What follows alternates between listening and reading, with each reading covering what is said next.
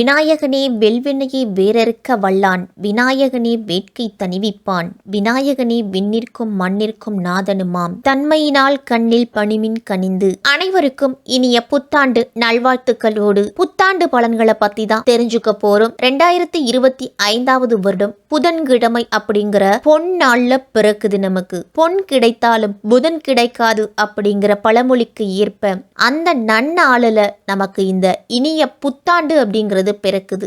2024ஆம் வருடத்துல அனைத்து ராசிக்காரர்களுக்கும் பல்வேறு விதமான பிரச்சனைகள், பல்வேறு விதமான கஷ்டங்கள் அப்படிங்கிறத நம்ம அனுபவிச்சிருப்போம். இந்த 2025வது வருடத்திலாவது நமக்கு ஒரு விடுவு காலம் பிறக்காதா அப்படின்னு ஏங்கிக்கிட்டு இருக்கிற அனைத்து ராசிக்காரர்களுக்கும் எப்படிப்பட்ட பலன் கிடைக்கும், எந்த வகையில் நமக்கு முன்னேற்றம் கிடைக்கும் அப்படிங்கிறத தெளிவாகவே நம்ம தெரிஞ்சுக்குவோம். இந்த 2025வது வருடத்தில் முக்கியமான 3 கிரகங்களோட பெயர்ச்சி அப்படிங்கிறது இருக்கு. 12 ராசிக்காரர்களுக்கு மிகப்பெரிய அளவுல பாதிப்பு அப்படிங்கிறது இந்த வருடத்துல இருக்காது. ஏன்னா மிகப்பெரிய கிரகங்களோட பெயர்ச்சி 3ம் ஒரே வருடத்துல நடக்குதுங்கிறதால மார்ச் மாதம் 29ஆம் தேதி சனி பெயர்ச்சி அப்படிங்கிறது இருக்குது. இதுவரைக்கும் கும்பராசியில இருந்துட்டு வந்த சனி இனிமேல் மீன ராசிக்கு பெயர்ச்சியாக போறாரு. மே 14ஆம் தேதி குரு ரிஷபராசியில இதுவரைக்கும் இருந்துகிட்டு இருந்தாரு. அதற்கு பிறகு முதல் ராசிக்கு போக போறாரு. மே 18ஆம் தேதி ராகு மீனத்துல இருந்தாரு, கேது கன்னியில இருந்தாரு. மே 18ஆம் தேதிக்கு பிறகு ராகு கும்பத்துக்கும் கேது சிம்மத்துக்கும் போக போறாங்க. இப்படிப்பட்ட கிரகங்களோட அமைப்புல தான் இந்த 2025ஆம் ஆண்டு தொடங்குது. மீன ராசிக்காரர்களுக்கும் மீன லக்னத்துல பிறந்தவங்களுக்கும் இந்த பிறக்க போகும் ஆங்கில புத்தாண்டு 2025 எப்படிப்பட்ட மாற்றத்தை கொடுக்க போகுது அப்படின்னு நம்ம தெரிஞ்சுக்குவோம். 2025ல 3 கிரகங்களோட பேச்சு அப்படிங்கிறது இருக்குது. மார்ச் மாதம் 29ஆம் தேதி சனி பேச்சியாகி போறாங்க. கும்பத்துல இருந்த சனி மீன ராசிக்கு போறாரு. மே மாதம் ராகு கேது பேச்சு, குரு பேச்சு அப்படின்னு 2 பேச்சு அடுத்தடுத்து நிகழுது.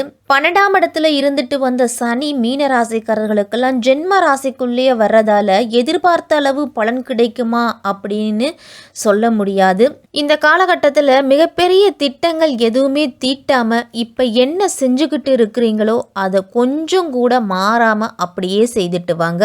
வங்கிகளில் லோன் கட்டிக்கிட்டு இருக்கிறவங்களுக்கும் இல்லை வெளியில கடனுக்கு வட்டி கட்டுறவங்களுக்கும் இது ஒரு சாதகமானதா இந்த பேச்சு அப்படிங்கிறது இருக்கும். உங்களுடைய கடன்களை அனைத்தையும் கொஞ்சம் கொஞ்சமா அடைச்சிட்டு வருவீங்க. வேலை செய்யக்கூடிய இடத்துல கொஞ்சம் டென்ஷன், கொஞ்சம் கடுமை இதெல்லாம் அதிகமா இருந்தாலும் அதை பார்த்து எந்த விதமான அவசர முடிவும் எடுக்க வேண்டாம். ஏன்னா மீனராசிக்கு ஜென்மத்துல சனி நடக்கக்கூடியது மனசுக்கு நிறைவளிக்காத வேலை தான் இருக்கும். அப்படி நிறைவளிக்காத வேலையா இருந்தா கூட இந்த காலகட்டத்துல விடுபட்டு வெளியில வர்றது நல்லது கிடையாது. மீனராசிக்காரர்களுக்கெல்லாம் வேலை செய்யக்கூடிய இடத்துலயா இருந்தாலும் சரி, தொழில் செய்யக்கூடிய இடத்துலயா இருந்தாலும் சரி, பல்வேறு பிரச்சனைகள் அப்படிங்கிறது வரதான் செய்யும். அந்த இதெல்லாம் பொறுமையா இருந்து நிதானமா அந்த பிரச்சனைகள் வெளிவரதான் பார்க்கணும். அப்படி இல்லை அப்படின்னா அதுல இருந்து வெளியே வந்துட்டீங்கன்னா இதை விட பெரிய கஷ்டம் அப்படிங்கிறது மீனராசிக்காரர்களுக்கு கிடைக்கும். அப்ப இதுக்குள்ளேயே இருந்து என்ன பண்ண முடியுமோ நீங்க அதை தான் பண்ணணும். 2.5 வருடம்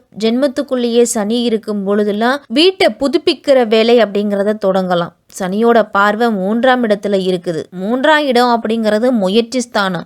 ஏற்கனவே நீங்க முயற்சி பண்ணி கைகூடாம இருந்துச்சு அப்படின்னா இந்த காலகட்டத்தில் கைகூடி வரும். புது முயற்சி அப்படிங்கிறத நீங்க எடுக்க வேண்டாம். ஒரு 2.5 வருடத்துக்கு தள்ளி போடுறது தான் நல்லது. இளைய சகோதரர்கள்லாம் இணக்கமா செயல்பட மாட்டாங்க இந்த ஜென்ம சனி காலத்துல. இது 2.5 வருடத்து மட்டும்தான். அடுத்து வரக்கூடிய சனி பயிற்சியில உங்களுக்கு சரியாகும். அதனால பெரியளவு எதிர்பார்ப்பை யாரிடத்திலையும் வச்சுக்க வேண்டாம். ஒப்பந்தங்கள்லாம் கையெழுத்திடும் பொழுது அதுல இருக்கக்கூடிய வாசகங்கள்லாம் சரியா இருக்கா அப்படின்னு படிச்சு பார்த்துட்டு கையெழுத்து போடணும். அக்கம் பக்கத்துல இருக்கிறவங்கள பகத்து கொள்ள வேண்டாம். அனுசரணையா நடந்துக்குங்க. உறவுகளிடத்துலலாம் நெருக்கத்தை குறைச்சிக்கிட்டீங்க அப்படின்னா விரிசல் ஏற்படுவதையும் தடுக்க முடியும். சற்று கவனமா இருக்கணும். சனியின் பார்வை 7ஆம் இடத்துல கிடைக்குது. அப்ப இதுவரைக்கும் திருமணம் யார் யாருக்கெல்லாம் தள்ளி போய்கிட்டே இருந்ததோ அவங்களுக்கெல்லாம் திருமணம் நடப்பதற்கான வாய்ப்பு அப்படிங்கிறது கிடைக்கும். புதிதா தொழில் தொடங்கணும், சரியான பார்ட்னர் கிடைக்காம தள்ளி போய்கிட்டே இருக்கு அப்படின்னு நினைக்கிறவங்களுக்கெல்லாம் அதை அப்படியே விடுறது தான் நல்லது. ஏற்கனவே நீங்கள் தொழில் நடத்திக்கிட்டு இருந்தீங்க அப்படின்னா அதில் கூடுதல் கவனத்தை செலுத்தணும். புதிதாக தொழில் தொடங்கணும்னா அது வேண்டாம். திருமணமான கணவன் மனைவிக்குள்ளெல்லாம் கடு வாக்குவாதம் அப்படிங்கிறது ஏற்படும்.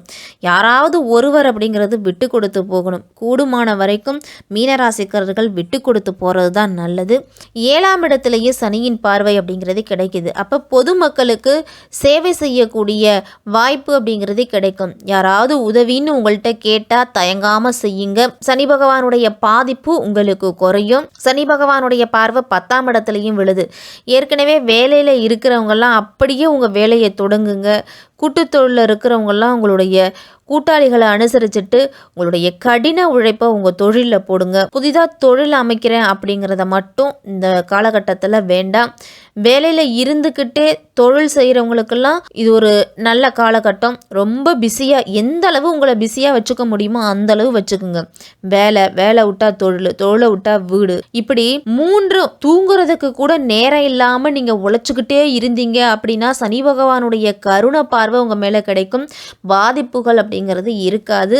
அடுத்து வரக்கூடிய குரு பேச்சு குரு பகவான் 3ஆம் இடத்துலேருந்து 4ஆம் இடத்துக்கு போகிறார். 4ஆம் இடம் சிறப்பா அப்படின்னு கேட்டால் அவ்வளவு சிறப்பு இல்லை அப்படின்னு தான் சொல்லணும். இப்போ இருக்கிற வீட்டை விட்டு வேற வீட்டுக்கு மாறினீங்க அப்படின்னா கொஞ்சம் நல்லது மீனராசிக்காரர்களுக்கெல்லாம். அதே மாதிரி தாயாரோடலாம் நெருக்கம் அப்படிங்கிறது குறையும். உடல்நிலையில் அதிக கவனத்தை செலுத்தணும். வண்டி வாகனத்தில் செல்லும் பொழுதுலாம் எச்சரிக்கையோடு இருக்கணும். ஏன்னா 4ஆம் இடத்தை குருவும் பார்க்குறாரு. உடம்புக்கு எந்த உணவு ஒத்துக்குதோ அந்த உணவுகளை அதிகம் எடுத்துக்கணும். ஒத்துக்காத உணவுகளை அறவே தவிர்த்துக்குங்க. குருவின் பார்வை ராசிக்கு 8ஆம் இடத்துலையும் விழுது. 8ஆம் இடம் அப்படிங்கிறது எதிர்பாராத தன வருவாய், எதிர்பாராத அதிர்ஷ்டம்லாம் கிடைக்கும். எதிர்பாராத வருவாய், எதிர்பாராத அதிர்ஷ்டம்லாம் கிடைக்கும் போது உங்களுக்கு விபரீத ராஜயோகம் செயல்படும். இந்த குரு பகவானுடைய 8ஆம் இடத்து பார்வையால் மீனராசிக்காரர்களுக்கெல்லாம் இந்த மாதிரியான நல்ல வாய்ப்பு கிடைக்கும் பொழுது அதை பயன்படுத்திக்கணும். பண வருவாய் வரும் பொழுது அதை எந்த அளவு சேமிக்கணுமோ அந்த அளவு சேமிச்சுக்கணும். செலவு செய்வதை முடிஞ்ச வரைக்கும் கட்டுப்படுத்திக்கிங்க. சேமிக்கணும், இல்லைனா வாங்கிய கடனை கொடுக்கலாம், இல்லைனா நகைகள் ஏதாவது இருந்துச்சுன்னா அதை மூடிட்டு வரலாம். இதுவே உங்களுக்கு ஒரு மிகப்பெரிய முன்னேற்றம் தான் 7.5 சனி காலகட்டத்தில். அதுவும் குரு பகவானுடைய 8ஆம் இடத்து பார்வையால் இதெல்லாம் கிடைக்குது. குரு பகவானுடைய பார்வை 10ஆம் இடத்துல இருக்கிறதால தொழிலை தவிர மற்றதுல நெருக்கடியை கொடுத்தாலும் தொழிலில் கொடுக்க மாட்டாரு. தொழிலில் டென்ஷனை கொடுக்குமே தவிர பாதிப்பை கொடுக்க மாட்டாரு. குரு பகவானுடைய பார்வையும் சரி, சனி பகவானுடைய பார்வையும் சரி, தொழிலில் நல்ல வாய்ப்புகள் அப்படிங்கிறது கிடைக்கும். அந்த கிடைக்கின்ற வாய்ப்பை நீங்க பயன்படுத்தி கொள்ள வேண்டிய நிர்பந்தமும் உங்களுக்கு இருக்கும். குரு பகவானோட 9ஆம் இடத்து பார்வை 12ஆம் இடத்துக்குள்ள கிடைக்குது. 12ஆம் இடம் அப்படிங்கிறது அயனசைன போகஸ்தானம். அயனசைனம் அப்படின்னா தூக்கம் இல்லாதவங்களுக்கெல்லாம் தூக்கம் அப்படிங்கிறது கிடைக்கும். குடும்பத்தோடு பொழுதுபோக்காகலாம் வெளியில சென்று வருவீங்க.